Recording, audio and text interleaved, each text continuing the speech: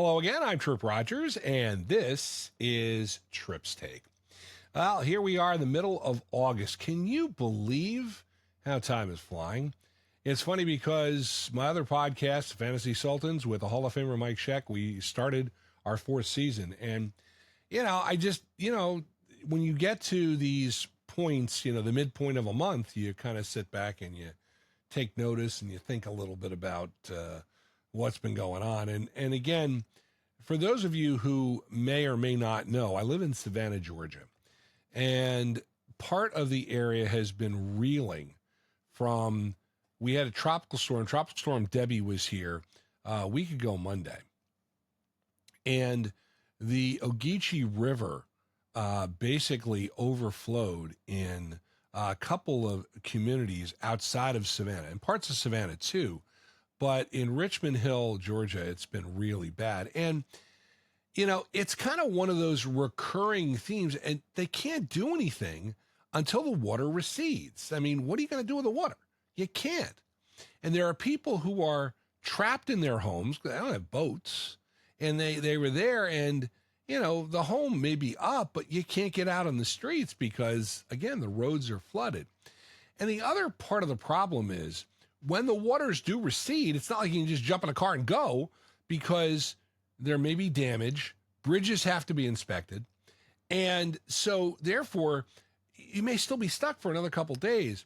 The other part of it is Route 7 or Highway 17 is a main thoroughfare, and that has been flooded, and that has been closed. There is another main thoroughfare, or main highway, I guess you would say. By the way, Interstate 95 runs parallel with 17. I just figured I'd mention that real quick. But west of Interstate 95, Highway 204 outside of Savannah has also been flooded, and it was flooded out. Now, that reopened, and, you just got to watch that. But one of the problems is it's kind of the recurring nightmare, and when is it going to end? And, I mean, I keep looking on my phone, and the funny part of it is, and there's the phone, by the way, because we keep getting river flood warnings. And it was funny and I think I mentioned this last week, when the storm first hit on Sunday, we were calling for the tropical storm. They said, flood warnings in effect until Friday morning. And I'm like, flood warnings, what? Well, as time has gone on, we have seen this and we understand why. And it's funny because today on social media, somebody posted the reason why we had this flood was because they built the new Hyundai plant for electric vehicles.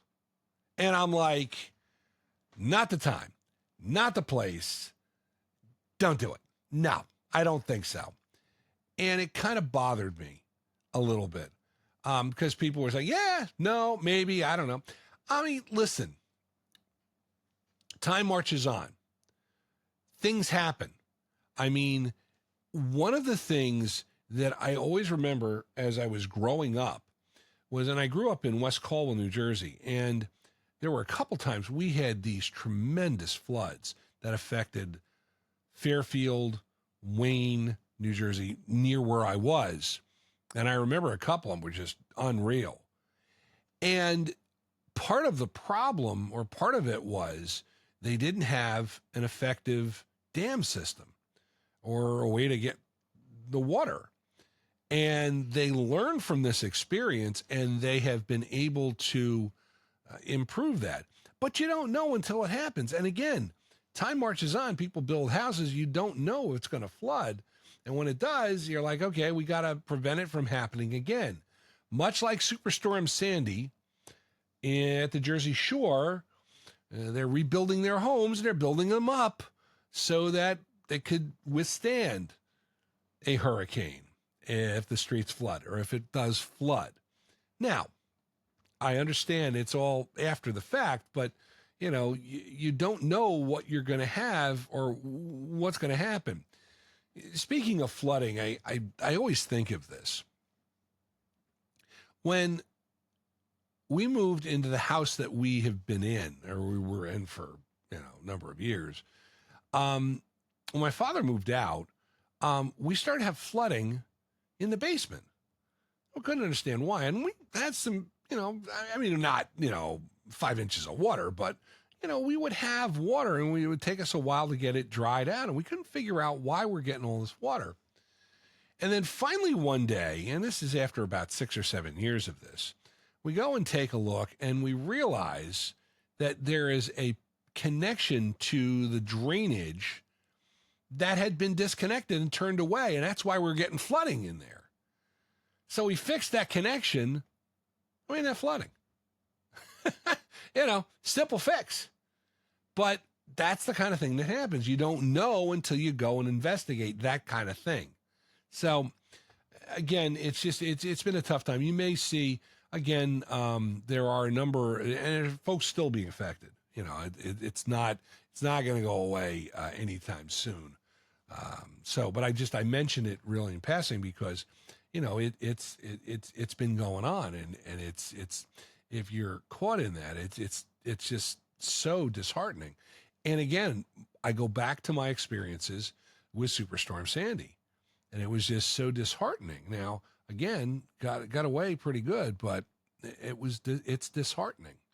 The other thing I want to talk about, and you may or may not have heard this, but I grew up in the suburbs of New York City. And all my life, I would listen to WCBS AM 880 because they were all news. Now, where I lived in New Jersey, we couldn't really get 1010 wins. So I listened to CBS FM and CBS AM, I should say, 880, because it got out into New Jersey. And that was, that was a constant during my childhood. And when I went to work for Shadow Traffic, I was privileged to do traffic on WCBS AM 880. It was a cool thing. And I always wanted to work all news, and I always wanted to work there. And I know a couple of people who work there. Well, earlier this week, Odyssey, who owns them, announced that they're going to lease the 880 AM frequency to ESPN Radio, and ESPN Radio will move on to that frequency, and WCBS 880 AM will cease their programming on August 26th, ending 57 years of a format. Now, as a radio guy, I'm disheartened. Again, I know a couple of people who work there. I really feel badly for them. Anytime anybody loses their job, I feel badly for them. Just as people feel badly when I've lost my job. But this is a heritage that's just basically been flushed down the toilet. Now, part of the reason they did this is because there were two all-news stations in New York. The other was WINS. It's on 1010 AM. The signal was good in the city, but it wasn't good outside. And then they moved on to FM about a year ago or so, and the ratings have been really gangbusters. And that was part of the reason why it was kind of easier to go along and do this, because 880 has been suffering in the ratings.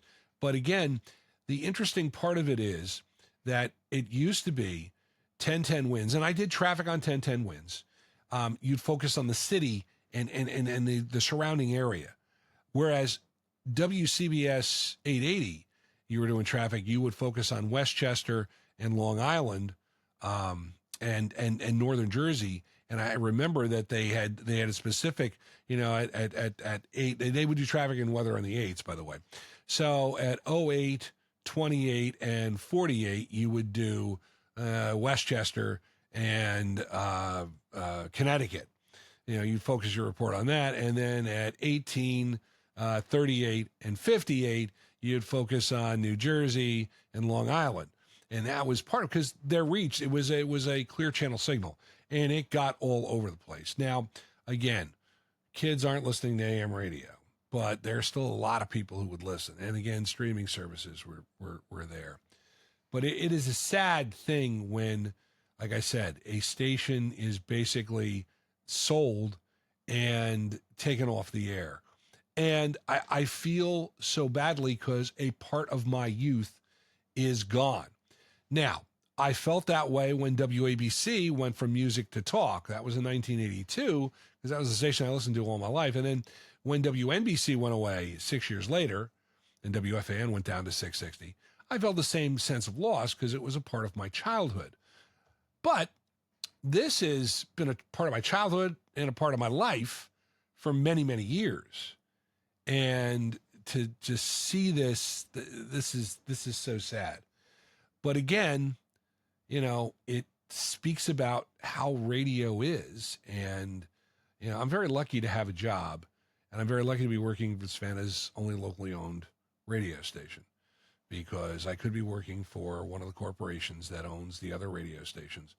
And you never know when your time will come and you will get let go. And again, you're not a pro. You've never been in broadcasting if you haven't been fired. This is the truth. So I feel badly for all my friends, and it's a big loss for the New York area. CBS AM 880 will leave the air on August 26th. They're going to do a special retrospective on August 22nd from 10 to 1, and I think I'm going to make sure I listen to that, because that'll be something to listen to, because, again, 57 years of that programming. And here's a little trivia for you. You know who worked at that station in the early days? Pat Summerall. And he was doing mornings for a time on WCBS AM 880 before they went to all news. And just a little tidbit of information for you there. And that is Tripp's Take for August the 15th, 2024. Love to hear your comments and questions about my podcast. Please feel free to reach out, trippstake@gmail.com. Fantasy football players, it's time for the season. And don't forget to check out my other podcast, The Fantasy Sultans, with the Hall of Famer Mike Sheck. We're on Spotify for podcasters and YouTube. Just search Fantasy Sultans. If you like the music of the 60s, 70s, and 80s, give a listen to WTRSradio.com online. Join me again next week. I'm Tripp Rogers. Thanks for joining me. Make it a great one.